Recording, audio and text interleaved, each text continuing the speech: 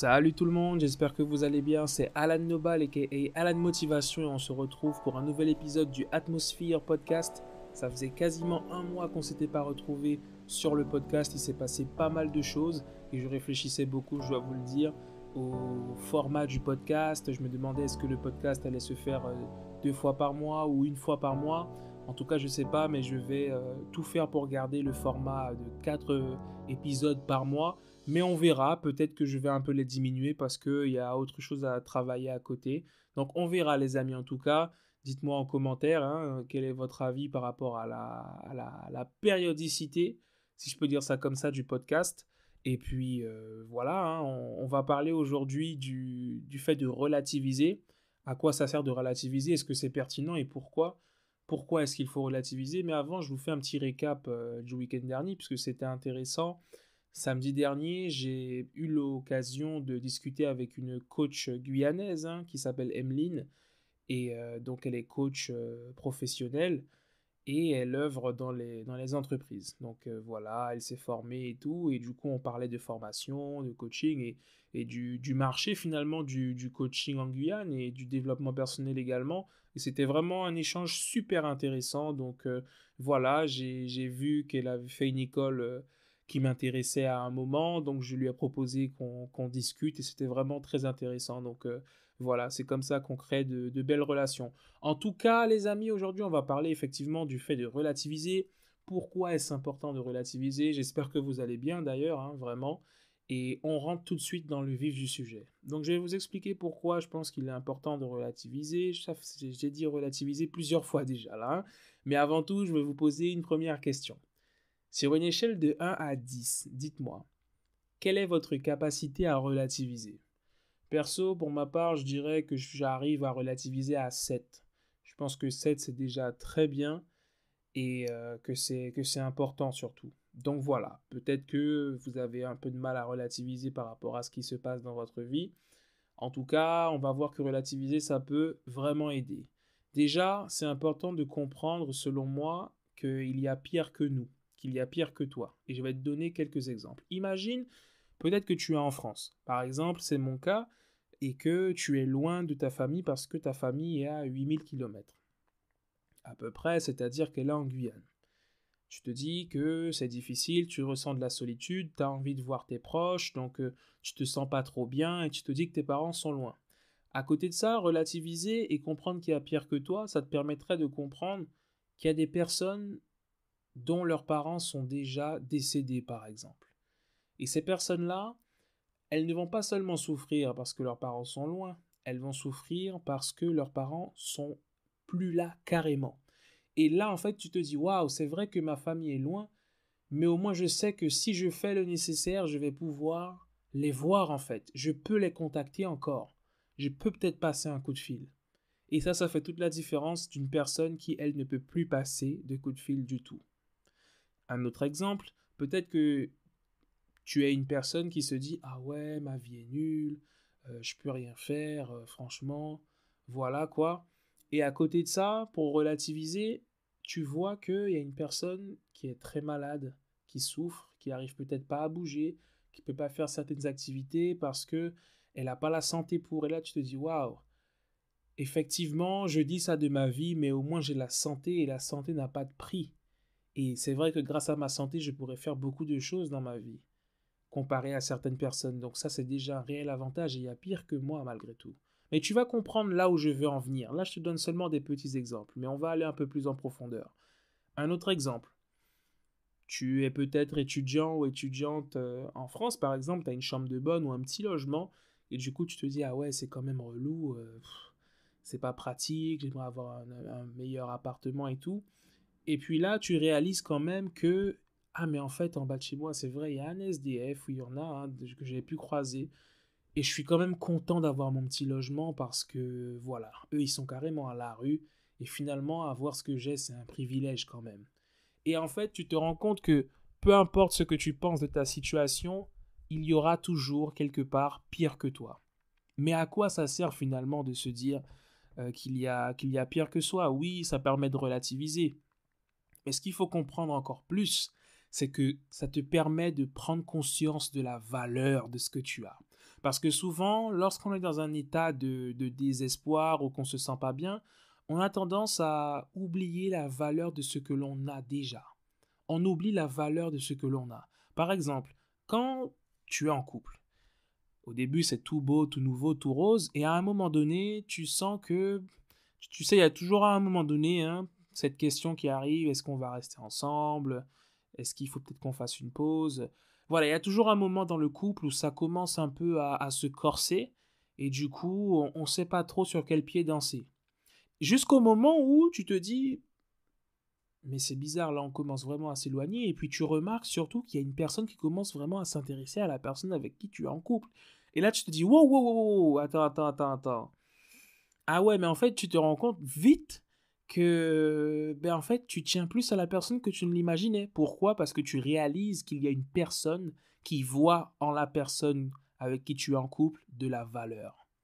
Et là, tu réalises quoi? Effectivement, que la personne a de la valeur. Pas seulement pour toi, mais également pour quelqu'un d'autre. Et là, tu vois que cette personne a de la valeur, en fait. Et ça te permet de prendre conscience de la valeur de la personne avec qui tu es en couple. Et de la même façon que le SDF, eh bien, il aimerait avoir ton petit logement, tu réalises la valeur de ton logement. Pareil pour ta santé. Quand tu vois des personnes très malades, tu réalises la valeur de ta santé. Pourquoi? Parce que tu vois qu'une personne qui n'a pas ce que tu as voit énormément de valeur dans ce que tu as. Et pour elle, c'est quelque chose qu'elle aimerait atteindre. Donc en fait, le fait de voir qu'il y a pire que toi te permet de te reconnecter et de prendre conscience de la valeur de ce que tu as. C'est pareil pour tes parents. Quand tu vois que tes parents sont loin, c'est vrai, ça te fait peut-être souffrir, mais le fait de savoir que tu as peut-être un ami qui a perdu ses parents déjà, tu te dis waouh, au moins mes parents sont sur terre, je vais peut-être pouvoir les appeler, je vais peut-être pouvoir aller les voir, faire un voyage et aller les voir. C'est quand même énormément de valeur. Et je vais te parler d'une petite théorie que j'ai vue il y a déjà un petit moment de ça sur Instagram, qui disait en fait, Your bottom is somebody else's top and your top is somebody else's bottom. Donc je vais le répéter, Your bottom is somebody else's top and your top is somebody else's bottom. Pour t'expliquer ça en français, ça veut dire quoi? Ça veut dire que là où tu es et pour toi le minimum de là où tu es en gros, pour certaines personnes c'est le sommet à atteindre. Et pour toi, le sommet à atteindre, l'objectif là où tu veux aller, c'est le minimum de certaines personnes. Pour t'illustrer ça avec un exemple concret, tu as une personne, on va prendre par exemple le SDF. Le SDF, pour lui, ton petit logement, c'est quelque chose d'incroyable. Ça a énormément de valeur pour lui. C'est là où il veut arriver. S'il peut arriver là, il serait très content. Toi, c'est ton minimum. Ça veut dire que franchement, ton petit logement, t'aimerais avoir un plus grand logement, t'aimerais avoir un 2 pièces, t'aimerais avoir un logement un peu plus grand pour avoir ton salon, etc. Ça, c'est le top que tu veux atteindre. Le SDF, son top qu'il veut atteindre, c'est ton petit logement. Toi, ton petit logement, c'est le bas. Le top que toi, tu veux atteindre, c'est une maison avec peut-être plus de pièces, une maison un peu plus spacieuse, un meilleur logement. C'est ça ton top. Mais il y a une personne qui a déjà un meilleur logement que tu aimerais avoir. Elle veut quoi? Elle veut une villa. Et ça, c'est son top en fait. Donc la maison que toi tu veux, c'est le minimum d'une personne qui l'a déjà. L'appartement que tu as, c'est le top du SDF. Parce que lui, son minimum, c'est la rue, en fait. Donc, je ne sais pas si tu vois ce que je veux dire, mais c'est pour te montrer que peu importe là où tu es dans ta vie, ça a de la valeur parce qu'il y a quelqu'un qui aimerait être là où tu es. Et peu importe ce que tu veux atteindre, ça a de la valeur pour toi, mais pour une certaine personne, ça n'a déjà plus de valeur. Donc, quoi qu'il arrive, il faut juste se rendre compte que peu importe là où tu es, ça a de la valeur. Et ça te permet de prendre conscience de ça. Tu vois ce que je veux dire? Là, j'ai pris l'exemple du logement. Mais après, cet exemple pourrait aussi s'appliquer avec de l'argent, par exemple. Tu vois une personne qui a vraiment pas beaucoup d'argent, une personne qui est au chômage, par exemple. Elle voudrait avoir un travail. Toi qui as un travail, tu voudrais gagner plus d'argent. La personne qui gagne plus d'argent, elle voudrait avoir un plus gros salaire encore. Tu vois ce que je veux dire? Elle voudrait faire des investissements, par exemple, dans l'immobilier. Donc c'est pour te montrer que c'est un peu une suite sans fin et que chaque étape, en réalité, a une certaine valeur. Parce que malgré tout, même le SDF, il a la vie. Qu'on le veuille ou non, il est vivant. Donc, il a encore une place privilégiée par rapport à la personne qui est déjà décédée. Tu vois ce que je veux dire?